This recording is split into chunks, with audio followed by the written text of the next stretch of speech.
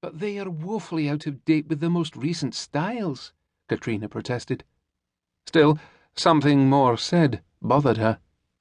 She bit her lip, not having considered the cost of her father's largesse. Do you really think it was too costly? More lifted a sardonic brow, unable to hide her amusement. Blackmail doesn't usually come cheap. Caitrina's mouth twitched, fighting another smile. It wasn't blackmail. The gown was father's idea. No doubt he was feeling guilty for forcing me to endure the attentions of the endless parade of peacocks he struts across our hall.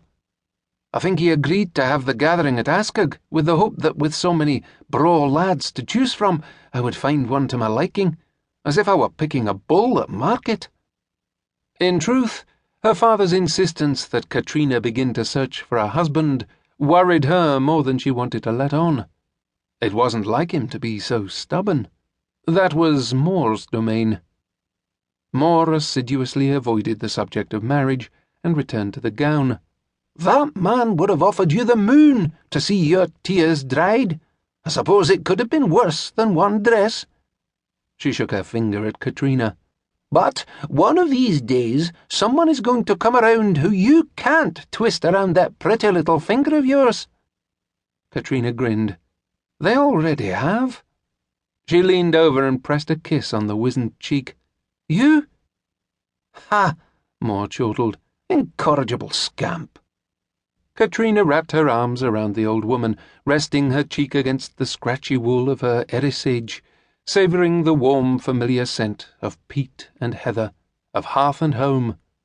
Do you really not like the gown, Moore? I won't wear it if you don't. Moore held her back by the shoulders and looked into her eyes.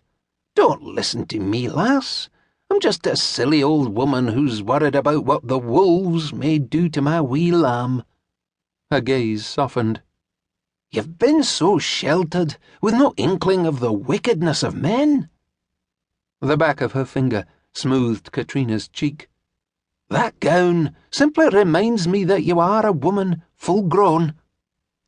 Caitrina was surprised to see tears misting in Moore's troubled eyes. You look so much like your mother. She was the most beautiful lass in the Highlands when she ran off with your father. Caitrina's chest squeezed. Though her mother had been gone for over 10 years now, the pull of emotion was still strong. She'd been 11 when her mother succumbed to the wasting ailment, and the memories of the laughing, beautiful woman who'd held her in her arms grew fuzzier with each year that passed. But there would always be an empty place in her heart, and the knowledge that a vital piece of her was missing. Tell me again, Moore.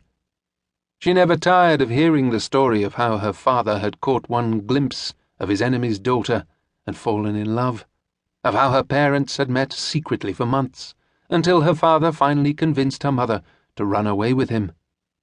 But before Moore could respond, Caitrina's younger brother came bursting into her room. Katie! Katie Rose! Come quick! Her heart plummeted, thinking the worst. Who was hurt, and how badly?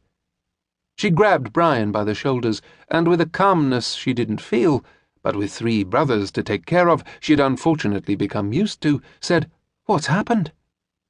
He eyed her warily. Promise you won't be angry. How can I promise when I don't know what it is?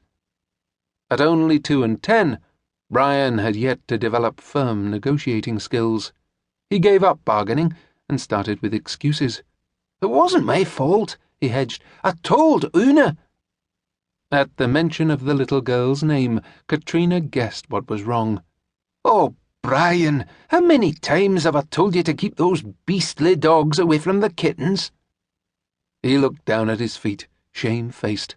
I told Una that I was taking the lads out, but she forgot to close the door to the stables, and then, well, it happened so fast. Boru was just playing, but the silly cat ran up the tree. Caitrina groaned. What tree? Brian grimaced. The old oak. Katie, please, you have to help me get the kitten down before Una finds out. She'll cry. He kicked at the wooden floor uncomfortably. I hate it when she cries. Caitrina met Moore's gaze.